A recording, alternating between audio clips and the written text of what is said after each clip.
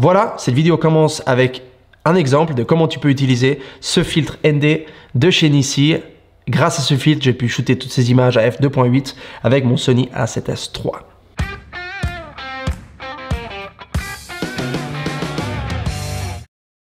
Commençons par le commencement. Qu'est-ce qu'un filtre ND variable et c'est pour qui? Pour répondre à la première question, qu'est-ce qu'un filtre ND variable? En fait, c'est comme si tu mets des lunettes de soleil sur ton objectif. Regarde, je te montre d'ailleurs ce que ça fait. Si je me mets comme ça, tu vois ce que ça fait? Quand tu tournes, tu varies en fait la quantité de lumière qui rentre. Donc c'est deux filtres polarisants qui sont mis l'un en face de l'autre et quand tu tournes, bah, ça change la quantité de diffusion de la lumière. Ça contrôle en fait les rayons de la lumière qui peuvent rentrer dans ton objectif. Tout simplement. Pourquoi tu utiliserais ça? Parce que tu veux réduire la quantité de lumière. Donc c'est généralement pour garder la profondeur de champ ou faire le fameux bokeh crémeux, donc avoir tout qui est flou dans l'arrière-plan. Comme tu peux voir dans cette vidéo que j'ai shootée de moi-même, tu as la première ici qui a été faite à f4 et la deuxième, sans utiliser justement ce filtre ND variable, a été shooté à f22 pour avoir la bonne exposition. Donc il y a un moment où tu ne peux pas vraiment te passer de ce filtre quand tu vas faire des vidéos à l'extérieur.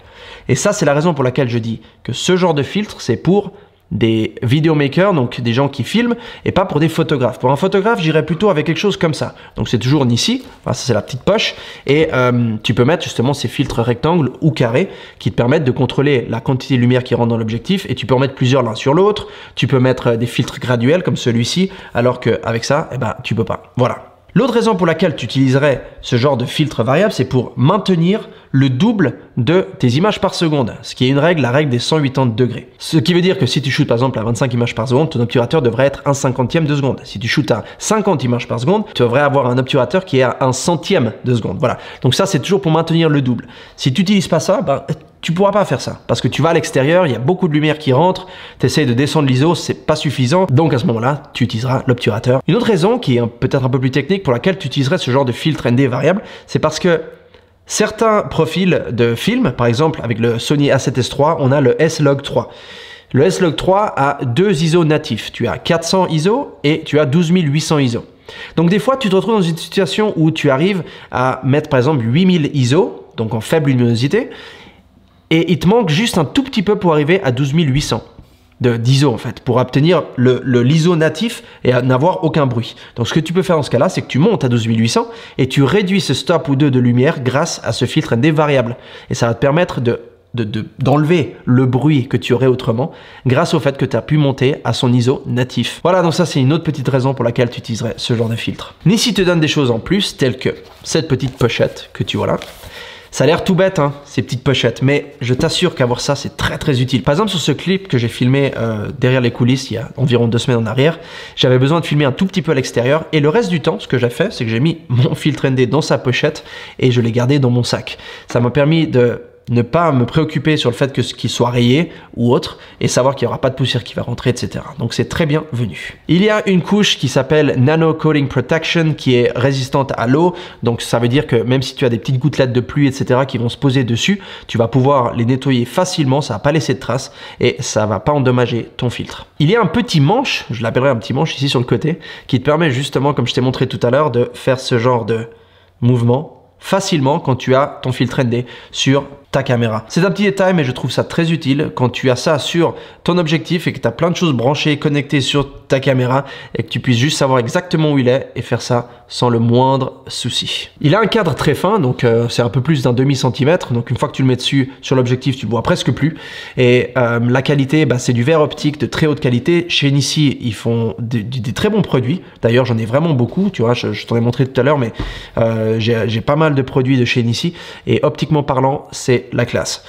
Fais attention de ne pas acheter des filtres qui soient en résine ou qui soient en plastique parce que oui, tu vas payer moins cher, mais tu vas obtenir des images de moins bonne qualité, des aberrations chromatiques, des changements de couleur et ce genre de choses. Et donc, c'est mieux d'acheter quelque chose qui soit de très bonne qualité. Nissi dit que ça améliore les couleurs.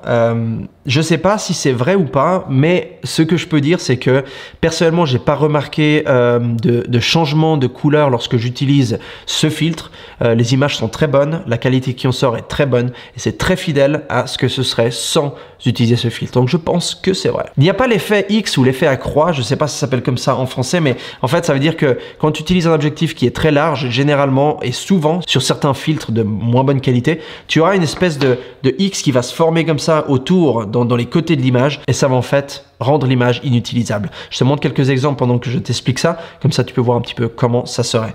Donc là j'ai shooté à 28 mm sur plein format, donc je sais pas exactement si... J'ai pas testé en fait si tu vas plus large que 28 mm, mais ils disent que t'as pas cet effet X, et d'après les revues et les feedbacks que j'ai pu voir sur internet, effectivement, il n'y a pas cet effet X. Le seul côté négatif que j'ai trouvé, c'est le fait que ce petit manche ici, et ben, quand tu vas mettre le bouchon, qui est un très bon bouchon d'ailleurs, mais tu peux pas, parce que ça l'empêche de rentrer. Donc en fait, tu peux le mettre, mais il se ferme pas complètement.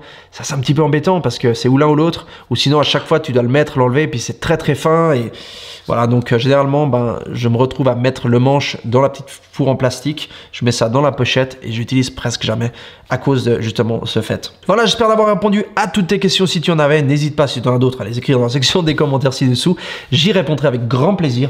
Abonne-toi, mets un like et je te vois tout bientôt dans ma prochaine vidéo. Ciao, ciao.